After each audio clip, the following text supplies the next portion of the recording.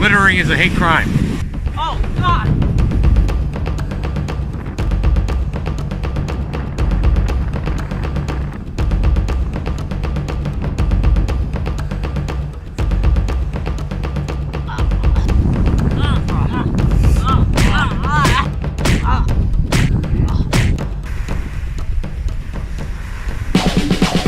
Ocean man, take me by the hand.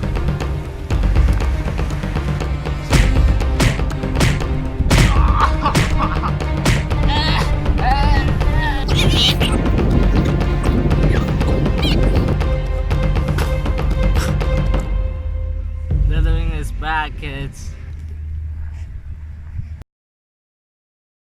That's why, kids, you should never litter, because eventually those plastics break down into nanoparticles which pollute our water and our food and will eventually kill us all. Yes, Dr. Hutter.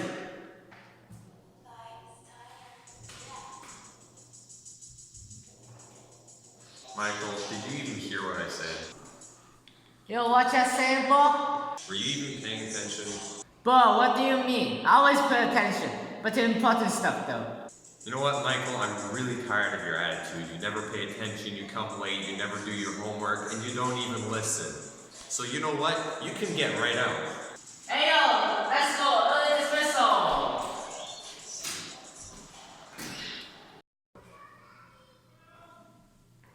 Alright, let's get this started. Our daily life is surrounded by plastic. We depend on it so much that we take it as an everyday norm. In 1960, 2 million tons of plastic were produced that year. These days, that number has gone up by 149,000% to 300 million tons per year. Plastic was first used in World War II to replace the window screens in cars. At the end of the war, plastic manufacturers started producing more daily life plastic products, which eventually replaced glassware and other less flexible and convenient materials. At the beginning of the plastic era, this new technology was considered the most valuable thing created. And nowadays, everything around us is made of or contains plastic. The technology is all made of plastic, and even the clothes that we wear has plastic fibers in it. Life is plastic, it's fantastic, you can brush my hair. Peter, we still live, man. Oh. And that's where the real threat begins. The clothes and containers that are overused or no longer in working condition are just thrown into landfills, buried, burned, or washed into the ocean. They're straight up wasted. I know four of these results are problems for the environment. The plastic in the landfills won't break down fast enough, take up space, pollute the groundwater, and can be washed away by rain. The plastic that is buried is usually dangerous and is kept underground to keep it safe. But it's really just a ticking time bomb waiting for those toxic chemicals to be released. And the plastic that gets into the groundwater is going to end up right back inside us, because almost 51% of the water that we drink is actually the groundwater. Lastly, the plastic that is washed into the ocean has undoubtedly the worst effect on the environment. This is because it not only affects the sea creatures, but breaks down into microplastic and is carried by evaporated seawater through clouds by the air and back onto the mainland. Lately, more and more traces of plastic have been found in the air and the ground.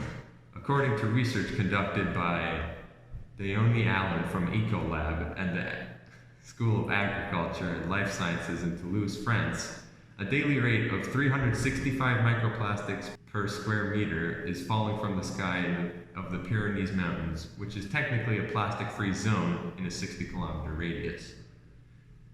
That's just ugly, dude. Why you gotta be like this, man? It's just so sad. I can't. We got the reporter coming in from hold up, sorry. Hey kids, we got more enemies coming up. Nanoplastics are severely affecting our oceanic habitat. There are 5 major garbage patches in the world. The biggest of all is the Great Pacific Garbage Patch. It flows between Hawaii and California. It stretches twice the size as Texas, taking up approximately 1.6 million square meters. Nanoplastics floating on the surface of the ocean are being consumed by fish and other sea creatures, and eventually kills them off because they cannot digest it. Nanoplastics hurts the ocean in a more low-key approach. They kill off the planktons because it blocks out the sunlight they need for photosynthesis. This is a huge problem. Our little buddies here provide almost 50% of the oxygen we breathe today. So not only are we killing off these little sea creatures that serve as the basis of the marine food chain, we also kill off one of our biggest oxygen supply in the world. Of course, this also contributes to global warming, because the way planktons produce oxygen is through photosynthesis. Nanoplastics also threatens the production of a photosynthetic bacteria called chlorocosis on a genetic level. And this kind of bacteria also produce 10% of the oxygen we breathe today. Nanoplastics are not simply indirect threats to our well-being. It can, unfortunately, cause direct damages to our health. Nanoplastics suspended in the air can be inhaled into our lungs and cause similar harms as car fumes. These little naughty things attract different types of toxins, and as we dine happily on some serious gourmet seafood that has consumed nanoplastics, these hardcore substances goes in and mess up with our stomachs. Nanoplastics, nanoplastics, nanoplastics, nano. Plastic, plastic, I'm in love with plastic, plastic, plastic, ain't this just fantastic? Plastic, plastic, I'm in love with plastic, plastic, plastic, ain't this just fantastic? We've been living in a plastic world like a Lego man, counting all these bands like the ball of caps in sand. In the ocean we be making new lands, playing real estate, can't make no money, I be down. Yeah, that's where you was wrong, I won't be in the song. All these promises are fake, we're drowning in this rancid plastic lake. Yeah, they all be dreaming, refuse to say awake, and we ain't cutting to commercial break till you reciprocate. And this ain't work, you gotta hate all the other things away, but plastic's not our fate. All of us together can carry the weight, so stop the debate. This world is for us to dictate. Yeah. Plastic, plastic, I'm in love with plastic, plastic, plastic, ain't this just fantastic? Plastic, plastic, I'm in love with plastic, plastic, plastic, ain't this just fantastic? You know what triggers me sometimes? Is when people keep saying that there are certain points where we can't return from. Like, come on, man. That kind of stuff don't exist, okay? With enough persistence and effort, we can all do this. You know, and we just have to put work into it. We just have to keep going at it. We may just be some high school kids, but you know what? And it might be cliche to say this, but each one of us can make a difference. We can all do this together. For real, bruh, it all comes down to us. The entire demand for the plastic industry is built upon our wants, and they're just trying to supply that want. You know, they're just trying to supply our desire. So if we take away that desire from us, if we stop wanting plastic, they're just gonna stop making plastic. There's also a lot of money involved in this. Guess what? We're the ones supplying them the money. So if we stop giving them the money, they're gonna stop making plastic. Next time you go to the grocery store, right, and you see like cucumbers wrapped in plastic, don't buy them. Just like avoid plastic stuff and you'll be good. You know how we can all do this? We can start by influencing the people around us. You know what, I'm sorry to say this, but you're really insignificant. You're only one person out of 7.5 billion of us. But if you tell your friends, your family members, your relatives to avoid plastic, then 7.5 billion of us can all collectively stop. You know, all the humans in the world together, we can do crazy things together. We got the potential, we got the technology, we just need to start. Once we stop using plastic, their supply will become a surplus to our demand. And they're naturally gonna stop producing them in the first place. Hey, but I know what you're thinking. How am I gonna live my life without any plastic? Well, let me tell you this, the answer is simple. There are many alternatives to this plastic thing we use every day, right? Such as, you know, when you go to a party, you see a bunch of plastic plates. There's an alternative for that. Some people have already created a potato starch replacement for that. You know, it's really cool how they do it. They get potato, and then they do some weird magics to it, right? And then it becomes really hard and plastic-like. It's actually, the texture of it actually feels better than plastic. I'm not gonna lie, bro.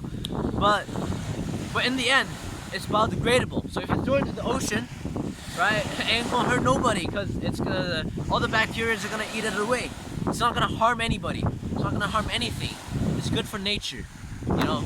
So be on the lookout for that kind of stuff, you know. Those are gonna be the things that ultimately will affect their trajectory in the future. Those are our saviors. Hey, but you know what? I ain't your mom, bro. So I can't really tell you what to do and what not to do. But you know what I'm doing right now is I'm informing you of your future and how you want that future to be for you. It's only up to you. Standing up here, up in the wind, leaving a plastic trail of shit that we follow down to the bend, and leaving us stranded with nowhere to go in the end. But this is not the fate that we chose, so we buy stuff that'll decompose. We can find a way that we can change, just not the garbage that we all make. We can get rid of all the stupid plastic waste. All we have to do is change the products that can be replaced. We don't need to do much. We can stop the flow of that cheap plastic garbage if we just don't buy it. All we have to do is stop it from coming back. Stop the demand for the companies because the plastic's whack. We don't need to do much. We can start cleaning the ocean once we set a limit and send it back. And so we must learn to let it go, or the plastic will just grow and grow. We can find a way that we can change all the garbage that we all make.